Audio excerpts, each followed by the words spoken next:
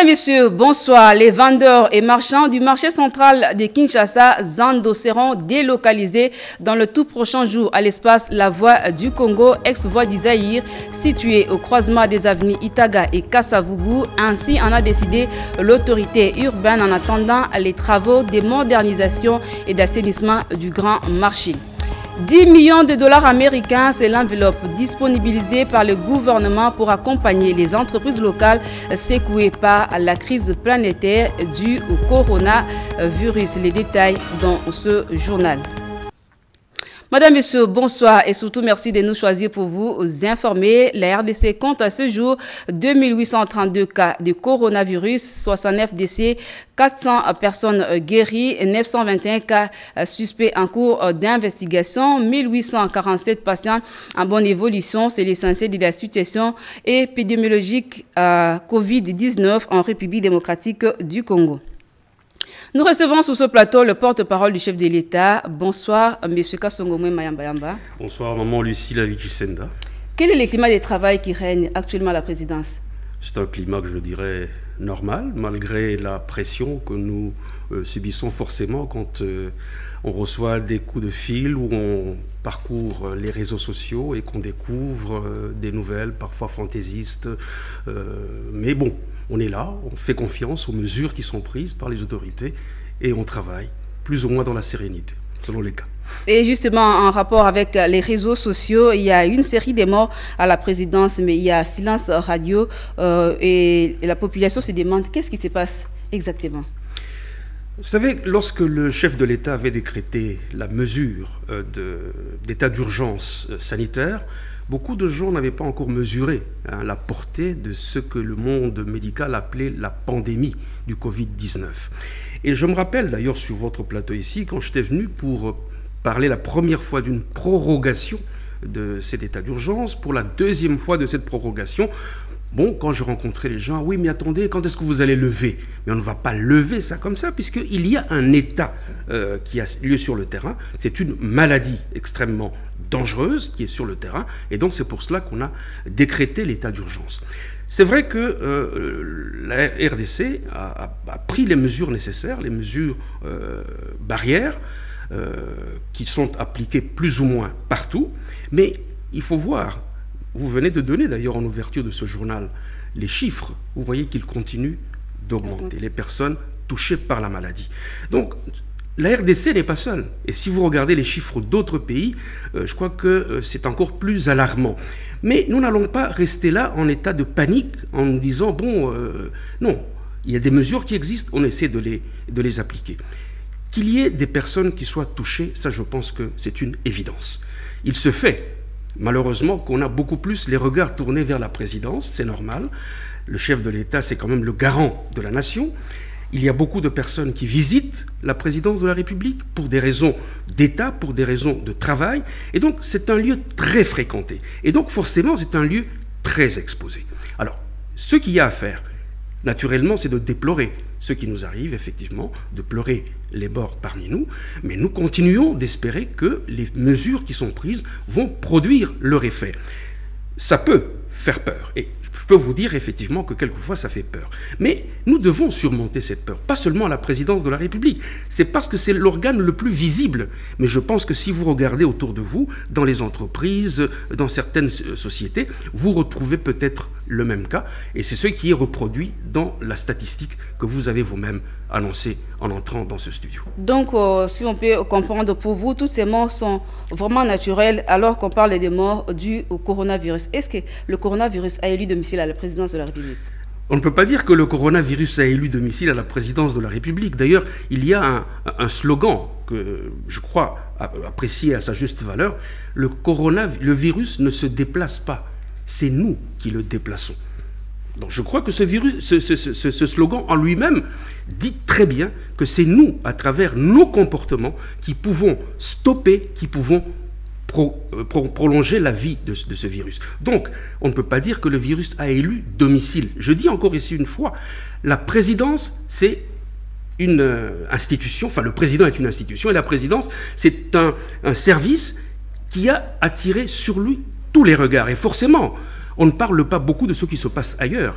la situation du coronavirus ici, elle atteint pratiquement tous les niveaux de la société, y compris la présidence de la République. C'est vrai, on peut s'alarmer, on peut être plus ému lorsqu'effectivement on apprend aujourd'hui, quelques jours après, que la mort a encore frappé à cause du coronavirus. Je comprends très bien, ce sont des réactions tout à fait humaine. Mais dans toutes les sociétés, dans toutes les couches de la société congolaise, vous avez exactement ce même type de phénomène. Et les poisons qui auraient été détectés dans différents bureaux à la présidence de la République, qu'en est-il? Déjà, il faudrait bien qu'on s'entende sur détecter. Et je lis comme vous les réseaux sociaux, je les parcours. On a détecté. Qui a détecté? Quand? Par quels moyens? Je pense que demain, ici même à la RTNC, nous aurons une grande émission avec le concours de la faculté de médecine de Kinshasa, notamment le professeur Kayembe. Il y a des spécialistes, des toxicologues qui viendront, qui vont vous montrer que quelquefois les éléments que nous découvrons dans les réseaux sociaux ne sont pas du tout fondés. C'est pour ça que je vous dis, tant que je ne peux pas éliminer d'un coup de trait comme ça. Non, si il y a des preuves scientifique qui montre que telle personne est décédée parce qu'elle a avalé, parce qu'elle a consommé telle structure nocive qui est provenue de tel ou tel endroit, mais il n'y a pas de problème. De toute façon, il y a des structures à la présidence qui s'occupent de cas. Nous avons des personnes qui se sont déjà plaintes de certaines douleurs, de certains dysfonctionnements, mais il y a des structures qui prennent ces personnes en charge. Je voudrais vraiment que les gens se mettent en tête qu'on n'abandonne pas le personnel à la présidence de la République et qu'il y a des mesures qui sont véritablement prises pour éviter.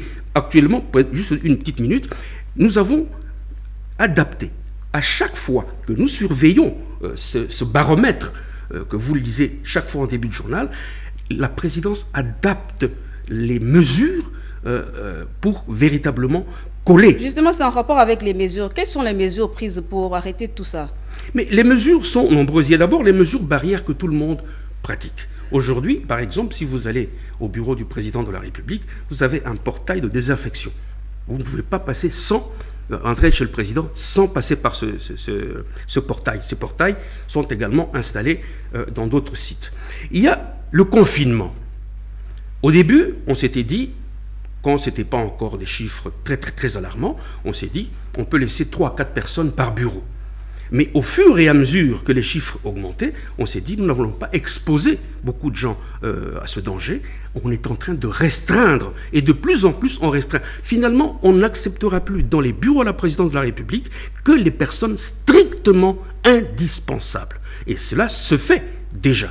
À côté de cela, nous avons également eu à mettre en place la pratique des tests rapides. Parce que jusqu'à présent, il y a eu ce retard dans la livraison des résultats. L'INRB, c'est la seule structure, ce qui fait qu'il y a des retards. Mais pour pallier ces retards, on s'est dit, nous allons procéder maintenant à des tests rapides. Mais lorsque ces tests rapides détectent quelqu'un qui est positif, on va faire confirmer maintenant les tests par l'INRB. Donc, ce sont ces mesures-là. Alors, je répète encore par rapport à l'empoisonnement, c'est tout à fait normal. Moi-même, j'ai rencontré des personnes qui vous disaient « je suis allé me faire soigner chez ma tante, chez quelqu'un de... » Il y a nécessairement ce genre de truc parce que nous pensons souvent comme ça.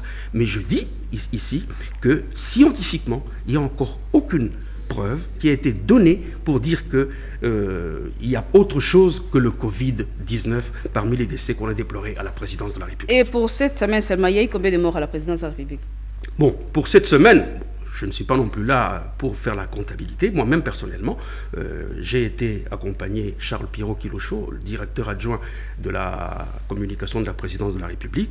Je crois que si je ne me trompe pas, nous avons enterré, je crois, 2 ou 3 personnes cette semaine. Donc, contrairement à ce qui se raconte dans les réseaux sociaux, 8, 7...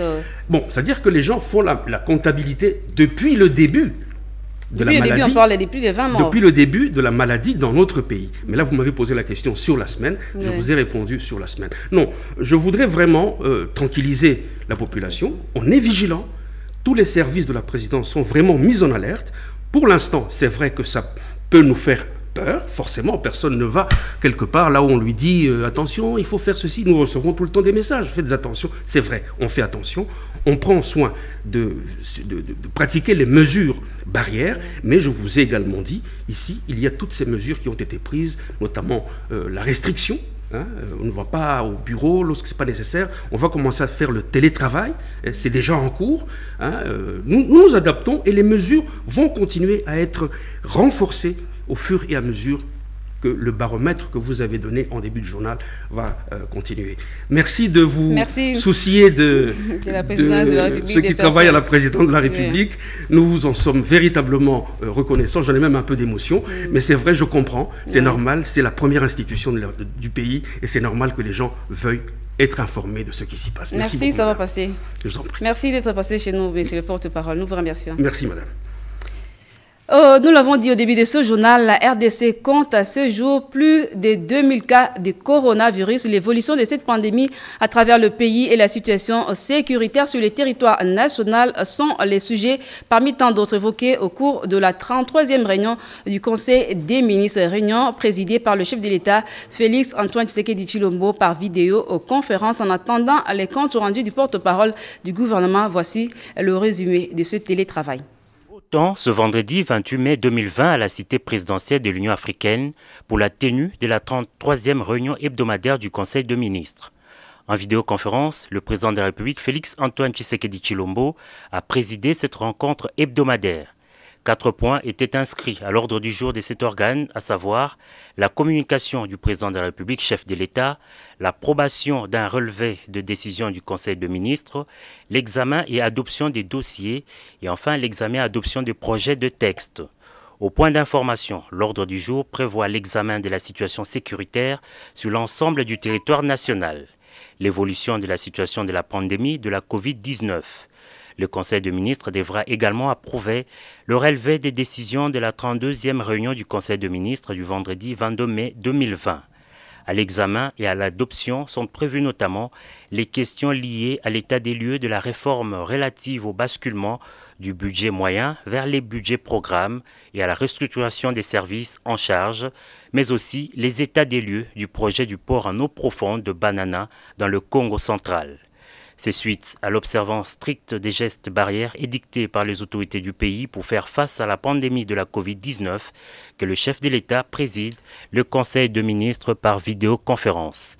Le compte-rendu du Conseil de ministres a fait par le ministre d'État, ministre de la Communication et Médias, David Jolino Diwampoveza Makelele. L'Assemblée nationale a déclaré recevable la proposition de loi portant protection et promotion de personnes vivant avec handicap en République démocratique du Congo. Cette proposition de loi initiée par la députée nationale Eve Bazaïba a été orientée à la commission PAJ socio-culturelle et des droits de l'homme pour examen approfondi. Sylvie Moembo pour les explications. La plénière de ce vendredi 29 mai 2020 a examiné la proposition de loi de l'honorable Eve Bazaïba portant sur les droits des personnes vivant avec handicap. Plus de 10 millions de Congolaises et Congolais vivent avec handicap et ne doivent pas être abandonnés par les lois du pays, a dit l'élu de Bassoko. Dans le souci d'offrir à ces Congolais les minimums des conditions de survie, la proposition de loi prévoit des mesures spécifiques de protection et de promotion de leurs droits. En République démocratique du Congo, les handicapés représentent les populations du Congo-Brazzaville, Namibie, Guinée-Bissau et Gabon mises ensemble. Il est temps que le Parlement congolais se dote de cet instrument juridique pour se conformer à la Charte africaine des personnes vivant avec handicap. Plusieurs interventions des députés sont allées dans le sens d'enrichir la proposition de loi destinée à rendre autonomes ces personnes parfois oubliées dans la société. Ils ont le droit de jouir de tous les droits reconnus aux Congolais, ont soutenu la plupart des députés qui prendront part aux travaux de la commission mixte regroupant la socio-culturelle, la commission politique, administrative et juridique ainsi que les droits de l'homme. Pendant 10 jours, les députés vont enrichir la proposition d'Eve Bazaïba. Au second point, la plénière a examiné les rapports de la Commission environnement, tourisme et ressources naturelles sur les auditions des ministres du portefeuille et de l'environnement. La créance de 250 millions de dollars que doit la compagnie KCC à la GECAMINE ainsi que la problématique de la gestion des parcs nationaux ont été le point chaud soulevé par les députés soucieux de voir la République rentrer dans ses droits. Ces rapports ont été adoptés finalement par l'Assemblée plénière. Rappelons que la Commission environnement, tourisme et ressources naturelles est dirigée par l'honorable Elvis Moutiri Wabachara. Jean Kibunda en est le rapporteur. Restons à l'Assemblée nationale pour vous dire que le député national Christian Mwando va désormais diriger la commission infrastructure, travaux publics et aménagement du territoire. D'autres détails dans ce reportage de Sylvie Moembo. La commission infrastructure, travaux publics et aménagement du territoire affiche désormais complet. Son président, Christian Mwando, a été élu à l'issue d'un vote supervisé par le rapporteur adjoint de l'Assemblée nationale, Jacques Lungwana. Cette commission est de nature essentiellement technique. Elle porte sur des matières qui touchent aux infrastructures. On comprend dès lors l'étendue de sa responsabilité. Voilà pourquoi Christian Mwando a invité ses collègues à un soutien mutuel pour l'aboutissement de la tâche qui lui est confiée. Nous sommes une commission technique, mais qui contrôle et qui suit l'action du gouvernement. Nous sommes tous collègues dans la camaraderie parce que lorsque une route est mauvaise à Bongandanga, ce n'est pas les gens de l'opposition ou de la majorité qui vont y rouler, c'est tous les citoyens. Donc, sur le plan technique, quand un ministre ou un chef d'entreprise publique a mal travaillé, il n'a pas mal travaillé seulement pour l'opposition, pour la majorité, il a travaillé pour le peuple congolais. Donc, techniquement, nous allons nous limiter à des choses techniques pour voir que le travail puisse avancer selon les normes qui nous sont fixées par l'Assemblée nationale. L'Assemblée nationale fonctionne avec 13 commissions en tenant compte des spécificités des matières à traiter. Le transport en commun a été revu à la baisse à Kinshasa. Ainsi en a décidé le gouvernement provincial de la ville-province Kinshasa. Un des éléments favorisants, c'est la baisse du prix du litre d'essence à la pompe. Des précisions avec le ministre provincial des Transports, Amos Mbokoso. À la suite de la baisse du prix des carburants à la pompe, Son Excellence, la ministre nationale de l'économie nationale, a pris l'arrêté numéro 002 du 5 mai 2020 fixant le prix des carburants terrestres dans la zone ouest. L'autorité urbaine de la ville de Kinshasa, Son Excellence M. Jean-Tini Ngobila, a réuni la commission tarifaire. Celle-ci comprenant les représentants de la ville, les corporations de chauffeurs et les experts de la ville pour réfléchir sur la baisse de prix de transport. À l'issue de ce travail, les prix de transport dans la ville de Kinshasa ont été réduits à la baisse. On peut citer ici quelques itinéraires. Pour les taxibus et bus, de Kingasani Yasuka au marché central, le prix est fixé à 500 francs congolais. De Kimbaseke à la gare centrale, 500 francs congolais. De Ndjil Sainte-Thérèse au marché central, 500 francs congolais. De Matete à la gare centrale, 500 francs congolais. De l'UPN au rond-point Gaba, 400 francs congolais. De Gingabwa Point Chaud à Gambela, 400 francs congolais. De Sainte-Thérèse à Lemba, 400 francs congolais. De Massina Petro-Congo à l'IEC, 500 francs congolais. De Pompage en Boudi, 300 francs congolais.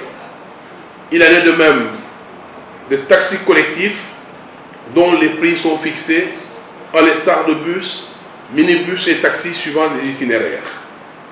En ce qui concerne le bus communément appelé Esprit de Vie, le prix a été ramené de 700 francs congolais à 600 francs congolais. Quant à Transco, le prix a été maintenu à 500 francs congolais compte tenu du caractère social de ces tarifs. Ainsi, il est interdit aux conducteurs de pratiquer le sectionnement des itinéraires avec ce qu'on appelle communément dans la ville de Kinshasa, selon la bien ou demi-terrain. Les contrevenants à ces mesures seront passibles de pénalités telles que prévues dans le présent arrêté. Si vous êtes vendeur au marché central, cette information vous concerne. Des sites sont aménagés momentanément à Lingwala, Bahumbu et à Kinshasa pour la vente en attendant de retourner au grand marché. Les travaux de nettoyage se font déjà sur place. Christine Lezo et Simon Kankolongo étaient là pour le compte de la RTNC.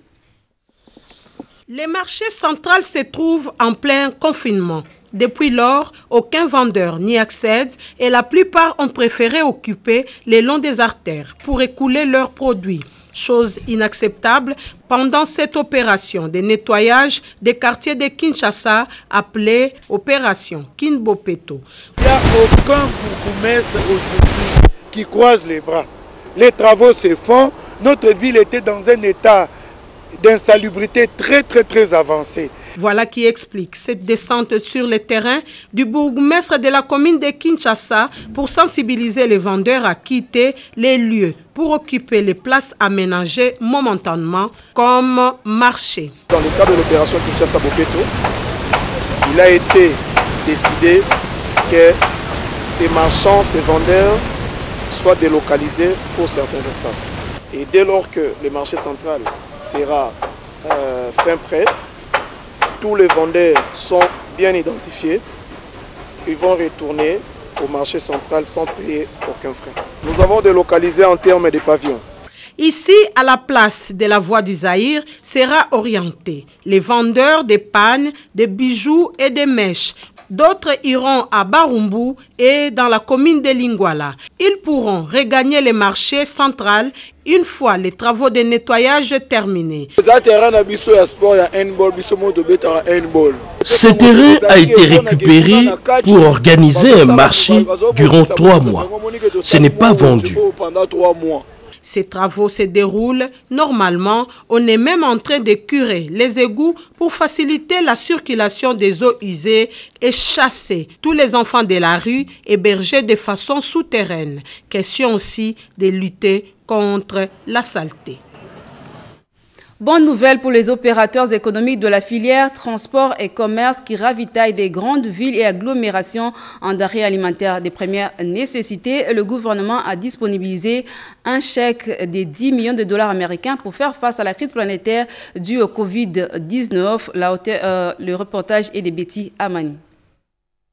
Bonne nouvelle pour les entreprises congolaises secouées par la crise sanitaire mondiale due à la Covid-19. Les entreprises du secteur de l'agroalimentaire, de l'industrie pharmaceutique, la logistique et le commerce viennent de bénéficier d'un appui financier de 10 millions de dollars américains du gouvernement de la République. C'est jeudi 28 mai au siège social du FPI. Le ministre de l'Industrie, Julien Paluku Kaongia, avec à ses côtés le directeur général du Fonds de promotion de l'industrie, Patrice Kitebiki-Bolvoul, a procéder au lancement du programme du gouvernement, celui d'accompagner les entreprises locales et protéger ainsi l'économie congolaise face aux conséquences néfastes de cette pandémie. En débloquant un montant de 10 millions de dollars pour démontrer à la face du monde que nous pouvons en interne adopter une politique de relance de notre économie par nos propres moyens. Les premiers bénéficiaires de cet accompagnement puissent démontrer que le gouvernement n'a pas eu tort à pouvoir les accompagner. Les opérateurs économiques de la filière du transport et commerce ont reçu du ministre Julien Paluku des chèques, une première tranche. La seconde partie est conditionnée par le résultat après évaluation des services spécialisés du FPI, a martelé le ministre. Les opérateurs économiques ont quant à eux réitéré leur détermination à relever le défi pendant cette période de crise planétaire. Ainsi, les grandes agglomérations et villes seront ravitaillées en denrées alimentaires de première nécessité et les milliers ruraux en produits manufacturés. Les ministres de la SADC étaient en réunion ce vendredi par vidéoconférence. Les progrès réalisés dans l'industrialisation de la région de la SADC, la lutte contre le coronavirus dans la région et la mise en œuvre des décisions prises par le Conseil sous cette pandémie sont là des sujets débattus. 4 ministres congolais, dont celui de la coopération internationale, ont participé à cette rencontre. Serge Mata et Betty Amani pour le reportage. Il s'est tenu à l'immeuble du gouvernement par vidéoconférence la réunion du Conseil de ministres de pays membres de la SADC. Prenant part à cette séance de travail pour le compte de la République démocratique du Congo, le ministre d'État, ministre à la coopération internationale, intégration régionale et francophonie, Maître Pépin Guillaume Banjolo, le ministre de l'Industrie, Julien Paluku Kaongia, le ministre de la Santé, le Dr Etienne Longondo et le vice-ministre de Finances, Junior Mata. Le ministre d'État à la coopération internationale, chef de la délégation de la RDC, est revenu au cours de cette rencontre sous la décision de la prise en charge des personnes vulnérables en cette période de crise mondiale. Les mesures et dispositions particulières prises au niveau de la communauté. Il s'avère simplement que ces personnes vulnérables sont aussi celles qui sont modestes en termes de possibilités financières, et la période qui est celle-ci a été assez difficile pour ces personnes. Et il avait été demandé à tous les États membres de prendre des dispositions particulières, et la RDC ici souhaiterait savoir si un peu partout on a tenté d'organiser des mécanismes pour aider ces populations. La RDC a lutté seule contre cette épidémie à virus Ebola, sous les auspices du docteur Muyembe, qui a vaincu cette épidémie.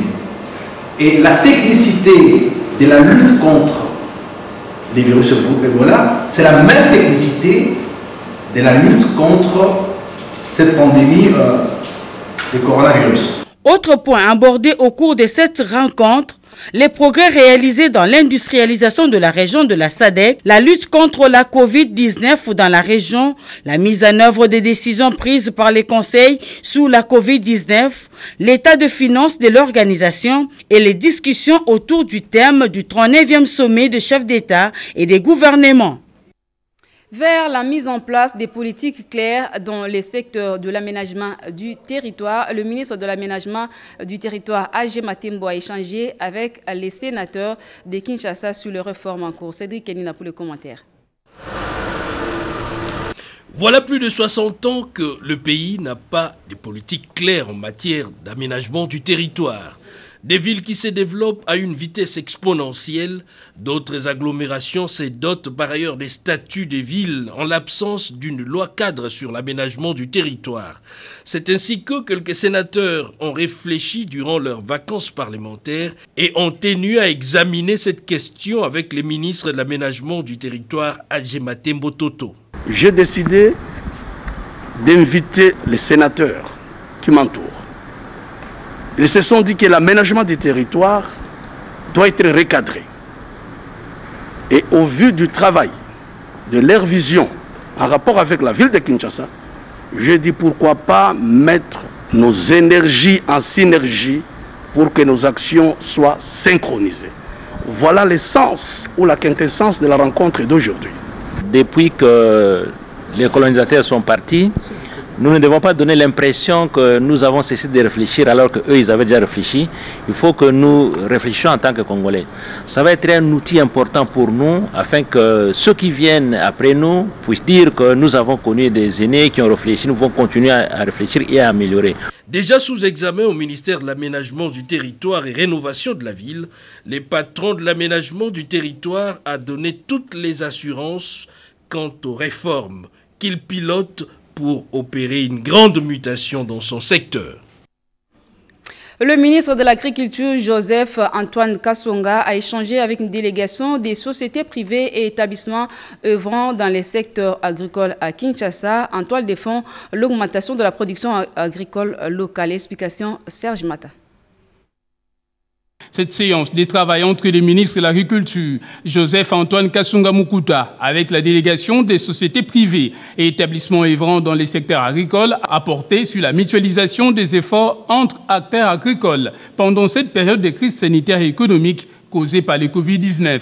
Question d'aider les agriculteurs en difficulté et d'augmenter la production agricole locale et réduire ainsi la dépendance à l'égard des exportations des produits de base. Au cours de cette même réunion, le ministre de l'Agriculture, Joseph-Antoine Kassunga Mukuta, a présenté à ses interlocuteurs les plans sectoriels agricoles et également des luttes pour garantir l'approvisionnement alimentaire en cette période des crises sanitaires liées au coronavirus. Initiative saluée à juste titre par la présidente du réseau national des associations des femmes rurales de la République démocratique du Congo.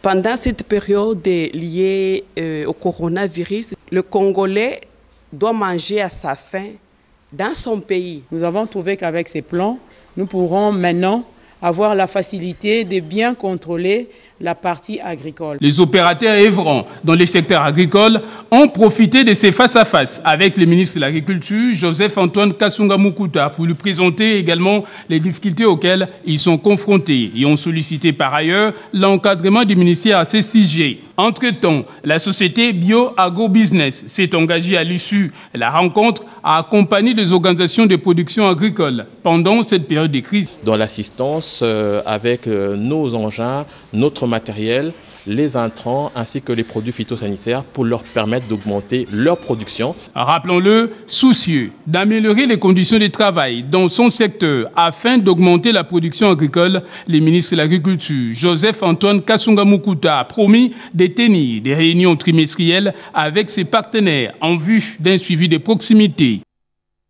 L'approvisionnement de la population vivant en milieu périurbain en eau potable préoccupe le gouvernement congolais. Le ministre du Développement rural, Guy Mikulu Pombo, a effectué hier jeudi une visite d'inspection des chantiers de forage à Ngiringi, Rinsele et Maluku. Rodé Panda nous en parle dans ce reportage. Ne pas donner de l'eau potable à cette population qui vit une telle carence en eau pendant cette période de la pandémie de coronavirus, c'est favoriser la contamination facile de cette maladie et l'acheminer à la mort. Car le coronavirus tue réellement à grande échelle. Justement, dans le cadre de la lutte contre cet ennemi viral inconnu qui est le coronavirus, et permettre à la population de la ville-province Kinshasa, spécialement celle qui se trouve en milieu périurbain, de bien observer scrupuleusement les mesures d'hygiène préventive, notamment le lavage des mains au quotidien. Le ministre national du développement rural, Guy Mikulu Pombo, vient d'effectuer ce jeudi une visite d'inspection dans environ 10 chantiers de forage d'eau potable installés à travers la capitale Kinshasa. Ces points de breuvage et d'approvisionnement en eau potable qui fonctionnent en manuel avec toute la peine, puis abandonnés depuis un certain temps. La gouvernance dans un contexte particulier de lutte contre le coronavirus, le sujet a fait l'objet des réflexions au cours de rencontres initiées par le leader des groupes de travail thématiques du cadre des concertations nationales de la société civile. Émilie Kaindo et Jean-Paul Mouaï pour le reportage.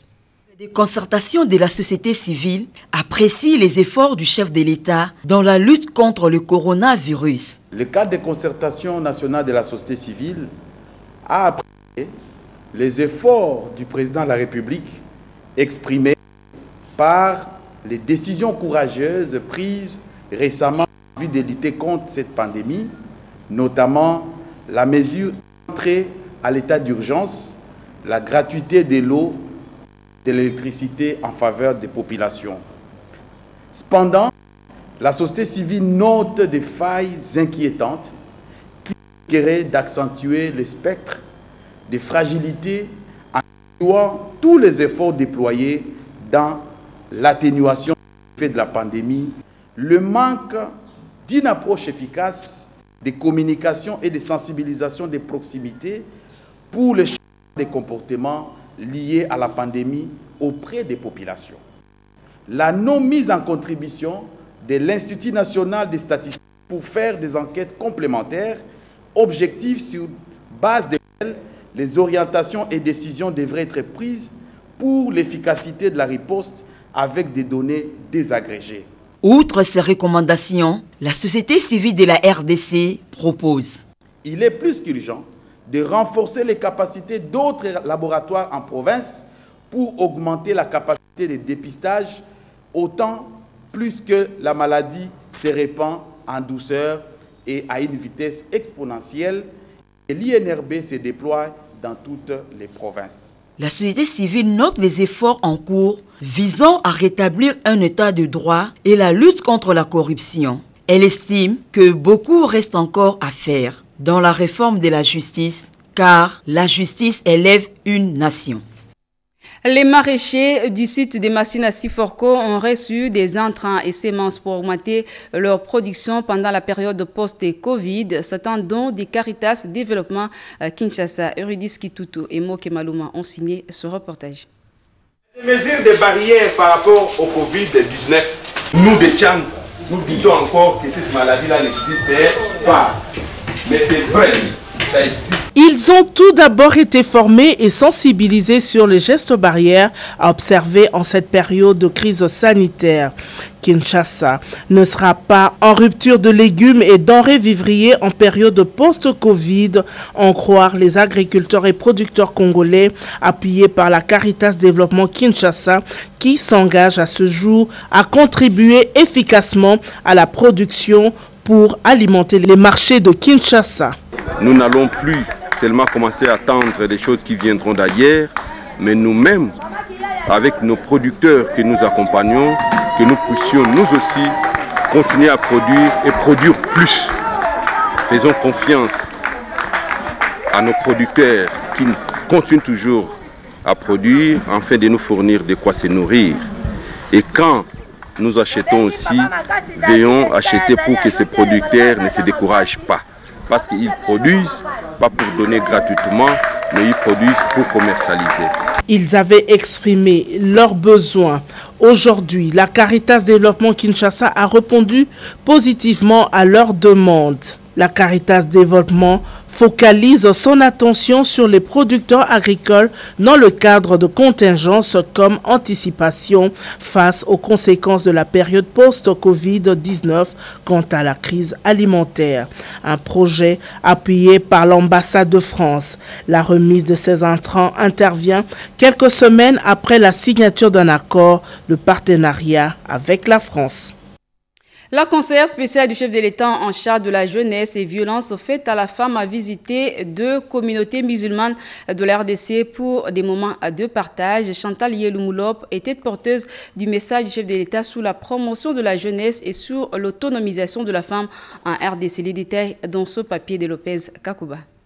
En l'espace d'une semaine, la conseillère spéciale du chef de l'État en charge de la jeunesse et de la lutte contre les violences faites à la femme, Chantal Yelou-Moulop, a rendu visite à deux communautés musulmanes de la République démocratique du Congo pour des moments de partage à l'occasion de la clôture du mois de Ramadan, dans le but de rassembler toutes les communautés religieuses pour une cohabitation harmonieuse et pacifique, conformément à la vision du chef de l'État, son Excellence Félix Antoine Tshisekedi Tshilombo.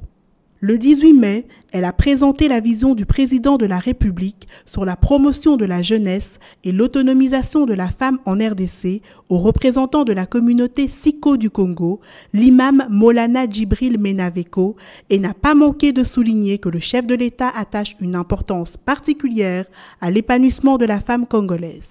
À cet effet, un mémorandum a été remis au président de la République par le canal de sa représentante, Chantal Yelou-Moulop. Le représentant de la communauté Siko a par ailleurs déclaré être touché par la visite de Madame la conseillère spéciale, qui équivaut pour lui à celle du président de la République. S'en est suivi la visite de Madame Chantal Yelou-Moulop au siège de la communauté musulmane Komiko le vendredi 22 mai, soit à 2 jours de la clôture du mois de Ramadan. Très satisfait de cette démarche, l'imam Djibril Djibondo a à son tour déclaré « Depuis l'indépendance de notre pays, c'est la première fois pour cette communauté d'être honorée par la visite d'une autorité dépêchée par le président de la République lui-même. » Il qualifie d'ailleurs ce moment d'historique pour lui et sa communauté. Chantal Yelou-Moulop a pris soin, une fois de plus, de partager la vision du chef de l'État concernant la promotion de la jeunesse ainsi que la promotion du genre avec ses hôtes. Elle a en effet saisi l'occasion d'inviter les imams et tous les musulmans d'accompagner cette vision du garant de la nation. Notons que Chantal Yelou-Moulop a apporté durant ces deux visites de quoi rompre le jeûne qui a duré 30 jours selon le calendrier lunaire et ce, dans une ambiance fraternelle. Nous avons le programme des obsèques de M. Atoufuka Mbunze, membre du Conseil supérieur de l'audiovisuel et de la communication, CESAC, décédé mardi 26 mai 2020. Il s'est présent de la manière suivante. Samedi 30 mai 2020, 8h, arrivé à la morgue de l'hôpital du Cinquantenaire, 9h30 recueillement, 11h30 départ nécropole entre terre et ciel, 14h30 absoute par M. l'abbé Noël Boulandunga, 14h, inhumation. Après l'enterrement, un bain de consolation est prévu à la résidence du défunt sur 12e rue Limité Industrielle, avenue Kabassele, numéro 9. Les funéraires se tiendront dans le strict respect des mesures édictées par le gouvernement. Ce communiqué tient lieu de faire part, c'est signé Chantal Kanyimbo Magnong, rapporteur. Un autre communiqué nécrologique, l'inspectorat général des services judiciaires et pénitentiaires a la profonde douleur d'annoncer le décès du président de la cour d'appel, le magistrat inspecteur Kabamba Wachilenge, décès survenu à Kinshasa ce 29 courant à 3h du matin. Le deuil est organisé au domicile de l'illustre disparu, 6 au numéro B3J 418, quartier Salongo Sud, commune de Lemba, référence première rue partielle, place commerciale terrain. Le programme des obsèques vous sera communiqué ultérieurement. Madame, Messieurs, c'est la fin de ce journal, mais d'abord le rappel des titres.